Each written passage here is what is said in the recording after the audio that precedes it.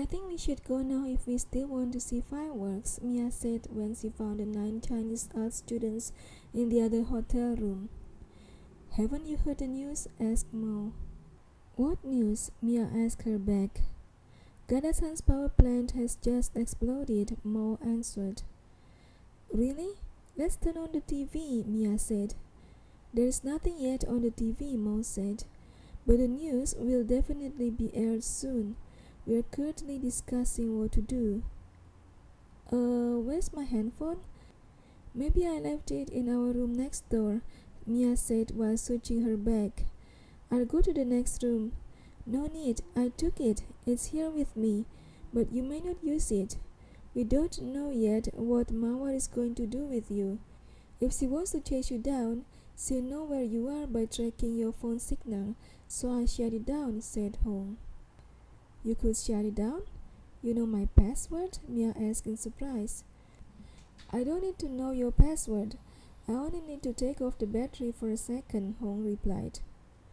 Right, that can work, Mia said. So, what should we do? I think we should pack and go to a harbor immediately and try to find a ship to go to Sulawesi, said Mo. You said that you have a friend there. His name is Bumi, right? Oh, okay then. But is it real? The power plant really exploded? I'm so curious. I want to hear more of the news.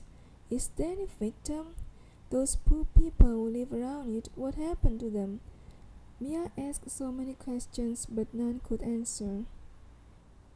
They packed, checked out of the hotel and went to a harbor. Along the way, people in other cars were celebrating New Year's Eve by sounding paper trumpets that were especially popular at this time of year. People were coming out of their homes to go to places where there were free concerts and fireworks. The streets were packed with cars. Busy traffic was everywhere. People in other cars looked so happy while they sat quietly and gloomily in their cars. When they arrived at the harbor at last, all the ladies were told to wait on a bench along the harbor while some of the guys searched for a ship. It was supposedly difficult to find a ship at such a time of year, but they somehow found an available fishing boat for rent. Don't ask me how they did it. I don't want to know either. I'm sorry that the boat stinks, but I've checked that the engine is good enough. We can use this fishing boat to cross the sea to Sulawesi, said Ho. Nobody objected. Soon they were on open water. From the boat they could see fireworks. It was midnight already. Firework is beautiful, even when we watch it from a stinky boat, said Mia. I'm sorry that your vacation turns bad because of me. I'm thinking that after we arrive on the island, you can return to Java. I can go to Bumi's place by myself. No one responded. Instead, they were all listening to the radio. It was the latest news about the explosion. There were a lot of people died, but the police didn't know the exact figure yet. People were still trying to extinguish the fire. The poor people's houses were so close to each other, and the roads to those houses were very narrow, making it extremely difficult for firefighters to combat the fire. It was heartbreaking news, followed by more shocking news.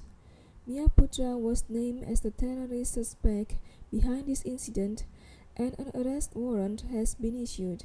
When her name was mentioned, every eye turned to look at her. I didn't do it. I didn't put any bomb there. This is a misunderstanding. All I did was having a nightmare, Mia said, frantically defending herself in front of her new friends. Again, no one responded, because the next news gave them further chills. Gada and Gada-san were in the facility when it happened. Apparently, there was a New Year's Eve party inside the facility.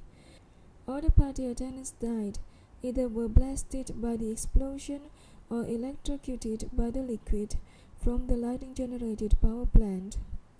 All of them on the boat were wondering what Mawar Perkasa would do after losing her husband and her only child. No one talked for a while as they kept on listening repeated news of what they've heard so far. I want to call Larry Johnston. Please give me back my phone, Mia said to Hong. Are you nuts? They are looking for you and you want to let them know where you are? Hong asked. I have to tell Larry that I am innocent. I'm not a terrorist and I didn't put any bomb, said Mia. Do you want to see us dead too? Asked Hong. No, Mia answered. She suddenly realized the graveness of their situation. Losing her strength, she sat down. I won't let you die for me. I will make a phone call after we arrive on land and I will surrender myself. There will be a trial, right? Although, maybe it won't be a fair trial. I have lost any reason for living anyway. It's just sad if I would die condemned as a terrorist. Those Chinese students discussed among themselves in Chinese language. After they finished discussion, Mo spoke to Mia. We're going to sleep.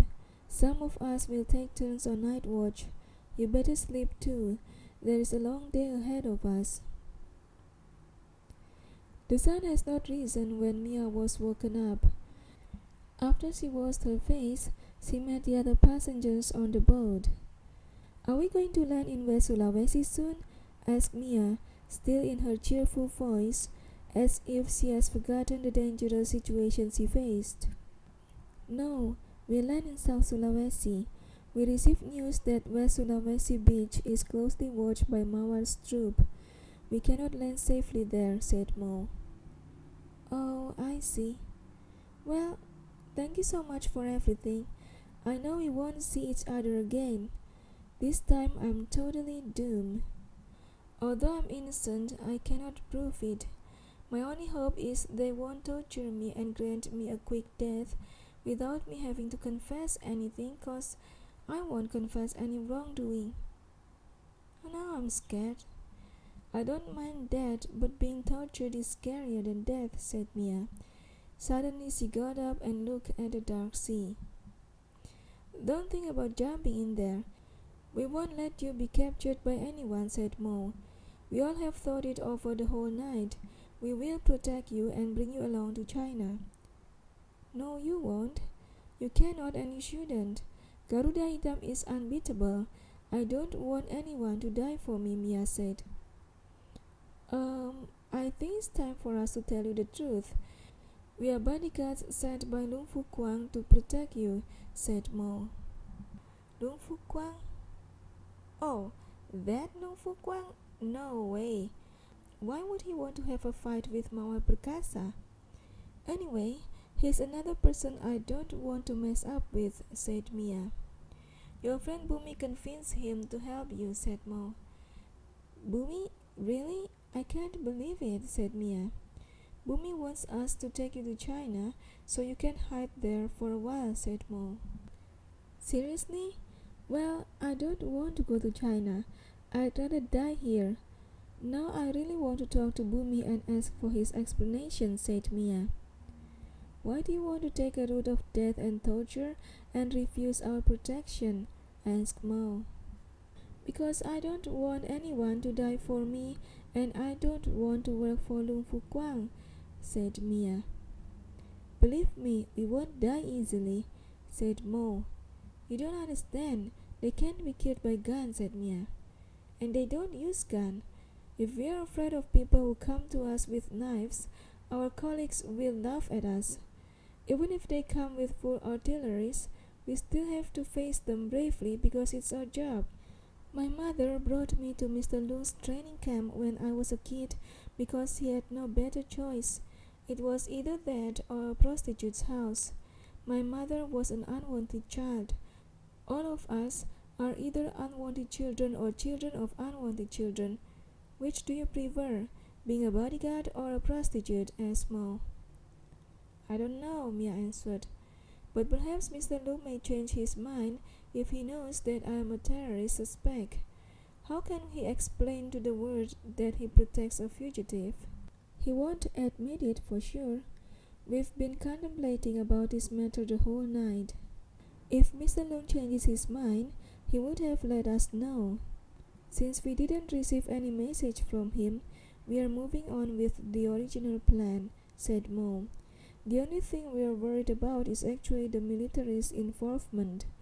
We hope Bumi's father-in-law can influence other generals to come a little too late to catch us. We should be out of Indonesia before they arrive, otherwise we don't stand a chance. Since the stake is too high, why don't you let me go? Fighting is too dangerous, said Mia. Do you want us to be fired from our job? Asked Mo. No, it's just...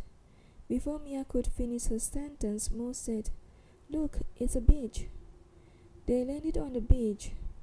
Luckily for them, there was no sign of Mawar's troop. They left the boat, bringing their belongings with them, and they walked and walked and walked until they were close to a small village. I heard people coming to our direction, Ho said. Everybody stopped walking. I'll check, said Hong. She immediately climbed a tall tree and went down again. Mawa's squad is coming. Fortunately, they aren't Black Hawk. Unfortunately, they bring guns.